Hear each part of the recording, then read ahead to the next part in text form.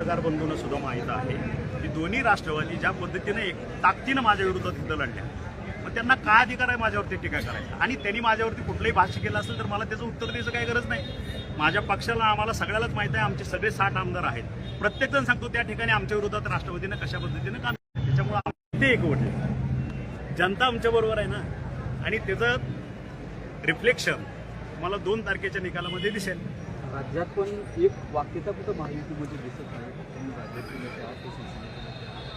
काय मिसकम्युनिकेशन झालं हे सगळ्या महायुतीमध्ये? नाही, मिसकम्युनिकेशन वगैरे नाही. कारण कसं असतं, हे जवळपास 5-7 वर्षानं ह्या सर्वसामान्य कार्यकर्त्यांच्या इलेक्शन आलेले आहेत, लागलेले आहेत.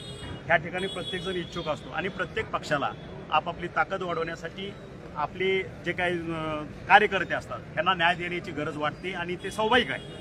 आणि त्याच्यामुळं 3-3, 4-4 पक्ष एकत्र येऊन जर युती करून युतीत लढायचं जर म्हटलं तर कार्यकर्त्याचा भ्रमनिरास होतो. मला वाटतं ह्याच्यामध्ये गैर काही नाही आहे. ज्यावेळेस तुम्ही राष्ट्रवादीवर टीका केली की सत्तेशिवाय राहू शकत नाही, त्यावेळेस प्रतिटीका अशी झाली की मंत्रिपद न मिळाल्यामुळे तुमची अस्वस्थता आहे, या पद्धतीनं तुमच्यावर टीका करण्यात आली. नाही, त्याला फारसं मी महत्त्व देत नाही. माझे नेते त्याबद्दल विचार करतील ना, त्याला मी भाष्य करायचं काही कारण नाही. जे फॅक्ट्स आपल्या मतदारसंघापुरतं मी बोललो. आपल्या मतदारसंघामध्ये युतीत असताना काय झालं हे फक्त मी 1 वर्ष बोललो नाही, ते मला फक्त कालच्या वेळेस मी बोलून दाखवलं. आणि एक विषय धाराशिव जिल्ह्याचं बोलतो, राष्ट्रवादी आणि भाजप धाराशिव जिल्ह्याची एक असं 100 मागच्या आपण काय खरंच वस्तुस्थिती आता तशी नगरपालिकेत दिसते का? काय कारण काय किंवा महायुतीला एकत्र न लढण्याची कारण काय? सांगितलं की तुम्हाला आता की प्रत्येक पक्षाला आपले जे कार्यकर्ते असतात त्यांना नगरसेवक होण्याची इच्छा असते, जिल्हा परिषदेचा सदस्य होण्याची इच्छा असते.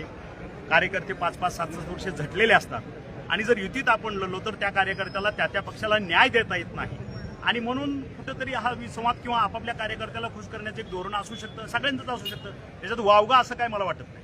शेवटचा प्रश्न, तुम्ही 7 आमदारांच्या विरोधात राष्ट्रवादीच्या पदाधिकारी किंवा राष्ट्रवादीच्या नेत्यांनी विरोधात काम केलं शिवसेनेच्या, ही तक्रार तुम्ही वरिष्ठ लेवलला सांगितली की किंवा केली का आमदार?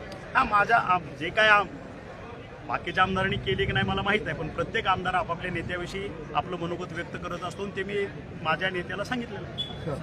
ठीक आहे.